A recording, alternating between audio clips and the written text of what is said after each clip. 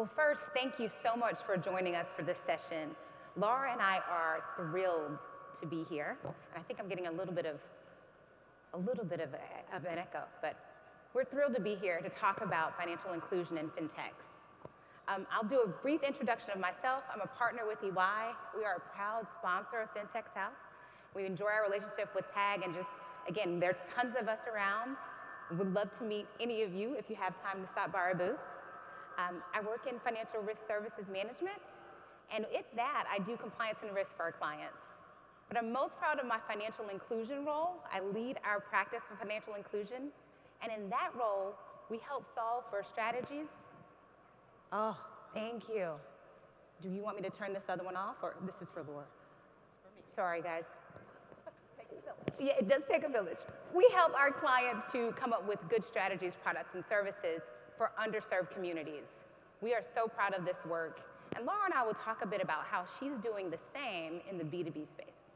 So Laura, why don't you give a little brief introduction? You tell us what financial inclusion means in that intro and what Now is doing for financial inclusion. So my name is Lara Hodgson. Wow. And it's like Wizard of Oz. And I'm the co-founder and CEO of Now. We've created Now Account, which is the first ever payment solution that allows businesses to get paid immediately in a way that feels like taking a credit card so that you don't have to turn to factoring and lending. And when I think about inclusion, I'm also the co-author of a book with Stacey Abrams we just published a few months ago called Level Up, Overcoming the Hidden Forces That Hold Your Business Back. When I think about financial inclusion, I think about enabling all individuals and businesses to have access to affordable and useful financial services that are delivered in a way that is both responsible and sustainable. I love that. I love that. And so now, right, when you guys started this was out of your personal experience. Can you tell us just a tad bit? I love this story, Lara, and we could be up here forever telling it, but a tad bit of how the personal experience drove you to determine this was a necessity for financial inclusion. Well, to start with, I'm an aerospace engineer, and Now Account is what happens when you let a rocket scientist run amok in finance. Stacey Abrams and I had started a business called Nourish, which was a spill-proof bottled water for children. And as we were selling into larger and larger customers like Whole Foods, they took longer and longer to pay. And everyone told us we had a working capital issue, that we should go get a line of credit or try factoring, but they said everyone has this problem. And I thought, well, if everyone has this problem, the solutions that exist must not be very good. Right. And so we created Now Account to really take a payments approach to a problem that for long had been solved with more financing type approaches. Yes, I love this story. Just the research you did to make sure this wasn't a problem you guys had, but broader, and now a solution. So if you don't know about Now, please contact Laura. She'd be happy to talk to you about ways she can help you and how she's helping her clients. So I wanted to definitely give you that plug. So let's talk about B2B and why we think fintech should solve a little bit more for B2B versus B2C. We know a lot of the fintechs that we're familiar with, they solve for problems we like. PayPal, Venmo, Cash App, they make it easier for me to make payments as an end user. But what about the small businesses? They often get lost in the shuffle here. Let's talk about what you think the responsibility is for fintechs to solve for B2B. At the end of the day, small businesses are the engine of the economy. Nobody would argue with that. The challenge is small business owners masquerade as consumers every day. And their thought process is very similar. Unfortunately, though, we treat them like miniature corporations, which they're not. And when you think about a lot of the payment solutions that are out there, I truly believe payments are the great equalizer, because everyone touches payments in some form or fashion. And yet, as you mentioned, most solutions focus on the consumer, and most solutions focus on the buyer, allowing us to buy things easier. But in the process of focusing on that, we forget about the seller. At the end of every supply chain are millions of small businesses that unfortunately are left being the free bank to their customers.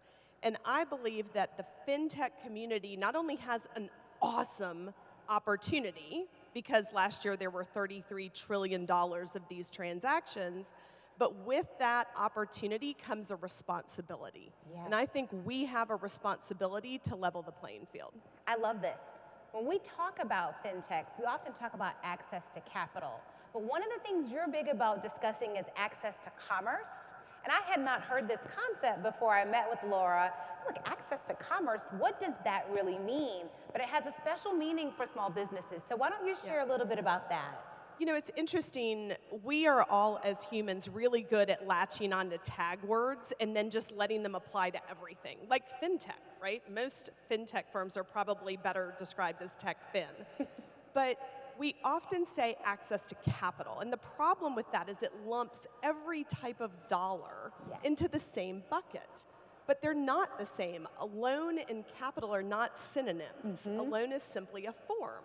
And so if you think about small businesses, 99 cents of every dollar that ever enters a small business comes in the form of revenue. It comes from their customers. And so I truly believe that if we're going to unlock fintech for small businesses, we have to start with access to commerce, because that dollar is a dollar you've already earned. Yes. You just need it faster. Once you have that and your business is growing, now you're in a position to access all the other types of capital that we love to talk about, like debt and equity.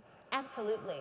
Do we need more nows to do that access to commerce? What are other ways that some of these fellow fintechs can think about creating this access? Because I think sometimes people are stumped. What can I do? It's easier for me to just solve for the end consumer because I understand that. Any thoughts on other ways to create more commerce access? You know, it's interesting because people have always looked at Stacy and I and scratched their head and said, neither one of you are bankers. How in the world did you come up with this? But all innovation comes from the demand side of a problem, the person who has it. So if you yourself are not a small business and you're trying to solve for that, find a friend who's had a small business. They will very happily tell you why they can't sleep at night. I think that's one. I think the second is to meet the small business owner where they are today. Yes. And when we first started Now Account, we had a really interesting experience meeting with Scott Cook, the founder of Intuit, and Eric Dunn, who at the time was running the business. And we only had a few minutes, so we launched into how cool our technology was and how we were going to level the playing field for small businesses. And what they latched onto was not the high-tech stuff. It was the fact that our system allows for payments to still arrive by paper check. Now, you would think that is antiquated, but what they loved about that is that we were meeting small businesses where they were and then leading them to change. Because if you're out there blazing a trail and no one's behind you, you're not a leader anymore. You're just kind of wandering. I think it's such an important point about being exclusive when you get into the fintech space. And we obviously think fintech, we're creating access. That's what we're doing, but sometimes when we focus on certain things, obviously B2B versus B2C, or rather B2C versus B2B, when we focus on certain underserved groups, we solve for one sector, we create exclusion for another. And I know you are passionate about inclusive leadership, and you have some good examples around that. Do you want to share kind of where you see the inclusive leadership movement going and how important it is to solve for, obviously those underserved groups? So there's a real movement starting here in Atlanta with Angel Cabrera, president of Georgia Tech, and others around this idea of inclusive entrepreneurship. And when you hear that word, your brain immediately goes to some of the more obvious things like encouraging more women and minority founders, but it's broader than that. Because we very often, without knowing it, zero in on certain sectors at the exclusion of others. And I'll give you a great example. When Stacy and I had started our bottled water company, we tried to raise capital. Everyone looked at us and said, oh, you're not a high-tech startup. You can't create that kind of wealth. And I thought, seriously? We are in the shadows of the Coke Tower. I think you can build wealth with a beverage company. But But we had such tunnel vision in the investment community at that time. And I think we have got to broaden our view to include businesses that are in non-traditional, or maybe, quite frankly, more traditional sectors. Yes. Not necessarily as Shark Tank sexy, but also businesses that aren't aspiring to raise hundreds of millions of venture capital and become a unicorn in 3 years. There are incredibly valuable businesses that grow slowly over time, create jobs, create generational wealth, and grow the economy.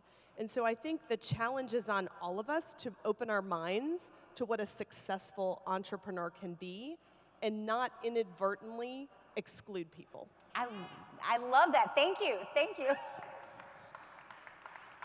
She is so wonderful. You guys can see how, I mean, I'm so inspired by Lara. We could talk forever. I'm like trying to make sure I get some of these points out. Laura, spot on, right? And the idea of small businesses is to give access to people that may have great ideas, but don't have some shiny portfolio that they're waving around, some inheritance, right? I didn't have that. Exactly, other things that create this access. So I love that you talked about how you felt shut out, how important it is to be inclusive. Let's talk about buy now, pay later, which sounds like layaway from when I grew up, right? That's how I bought my prom dress. That's what it sounds like. This is like a big buzzword in the fintech community. And again, as soon as I saw it, I'm like, yeah, this is how I grew up, like Not getting new. my toys. Talk about what it means for small business owners and how that is not a win necessarily for small businesses. Well, I think it's another example of a hot tagline that we all just sort of attach ourselves to without asking ourselves, what really does it mean? Because it's not new. Yes. It's been around since long before I was born. It just reinvents itself in different ways. Just like social media, not new. It used to be called Tupperware parties in the 1970s. But it takes a different format. And if we're not willing to sort of call BS on the whiz-bang, look at how sexy this is, and peel it apart and say, what is it really? Then we're doing ourselves a disservice. Buy now, pay later, as I said, is not new. But when people talk to me, because I come from B2B payments, they're always like, oh, are you buy now, pay later? And I point out to them that in B2B, buy now, pay later is not the solution, it's the problem. Right. It's the old world status quo.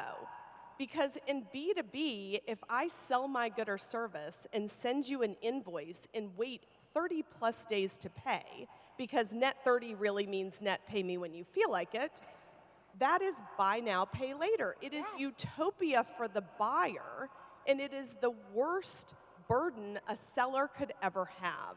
And so, ironically, when people ask me, am I buy now, pay later? I'm like, no, I'm sell now, get paid now. Because nobody's paying attention to the burden that buy now, pay later puts on our supply chain. I love that you pointed this out so clearly. When we talked about this, one, I hadn't thought about this burden on the small business, only thinking about end consumer, how it helps me not have to pay now. But also, how much money is on the other side of the payment delay? And, you know, not to shame anybody in a big box retailer, right? But why don't you talk a little bit about that part of your research when you were exploring how to start now, that how much money is on the other side? And there really is no shame. I mean, the reality is last year, there was a little over $33 trillion, with a T, in transactions where a business sold a good or service to another business or government and sent an invoice and waited to get paid. Less than 2% of that is touched by the card system.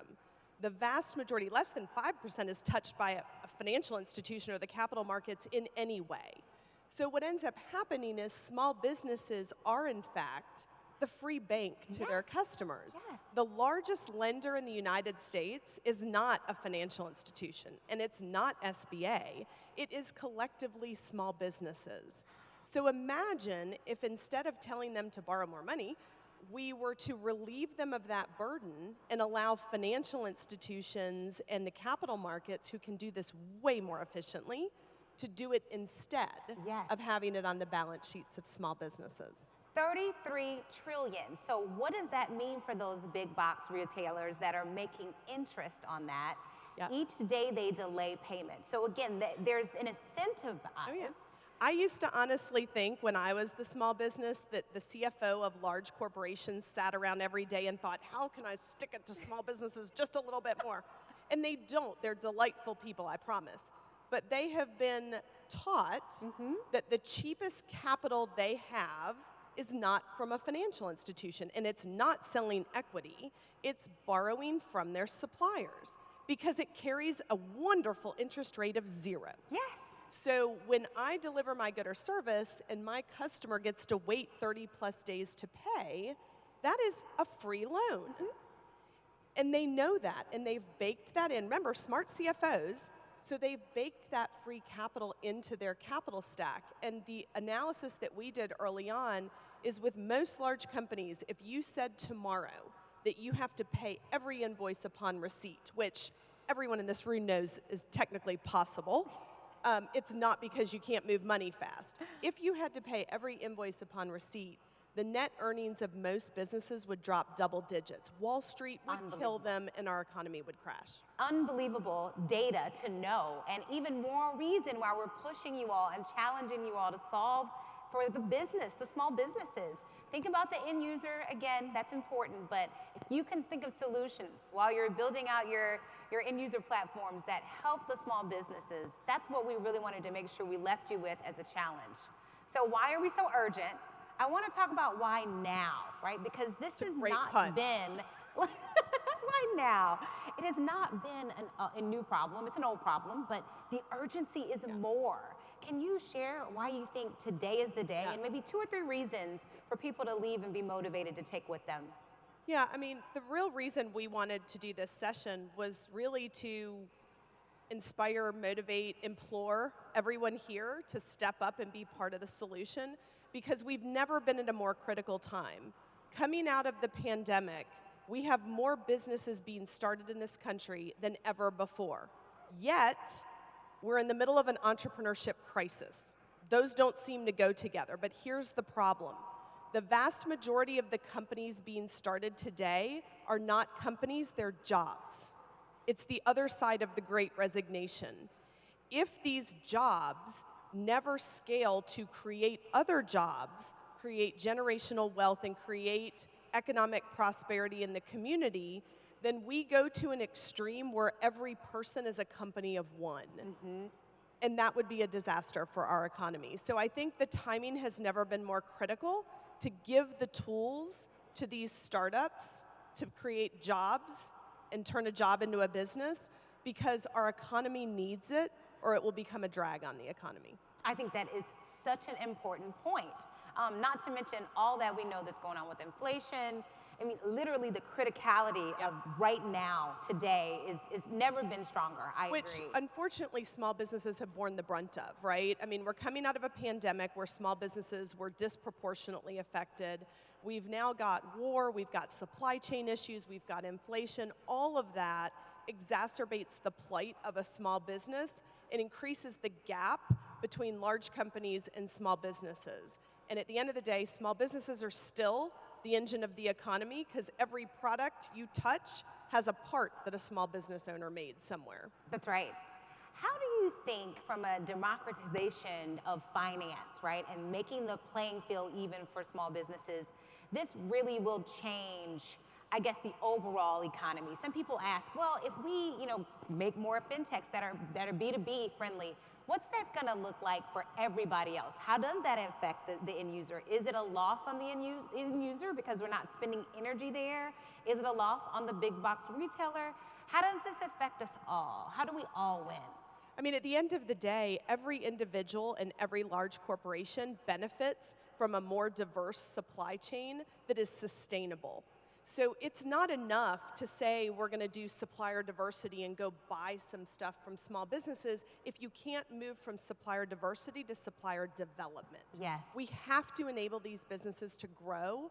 Otherwise, meaningful dollars will never be spent, and those dollars will become more and more segmented into a smaller sector. So at the end of the day, a stronger small business supply chain helps large corporations, helps the consumer, and quite frankly, most of your neighbors work in the supply chain somewhere. So it helps all of us as individuals. I love that. This has been such a good conversation, and we know we want to make sure we leave time for folks to socialize and network. We hope we've motivated and challenged you to take up the arms for access to capital, access to commerce, and really just creating more fintechs that give businesses the opportunity to be successful. We want to challenge you to continue to look into the financial inclusion track while you're here. MasterCard is doing a session shortly after this one. Please tap into that one and find out more about B2C, right? Because they're working directly with consumers. We are happy to chat with you. We'll be around for a little bit. And with that, I guess I'll thank you for giving us your attention. And thank again, TAG and Fintech South for having us. Thank you, guys. Thank you.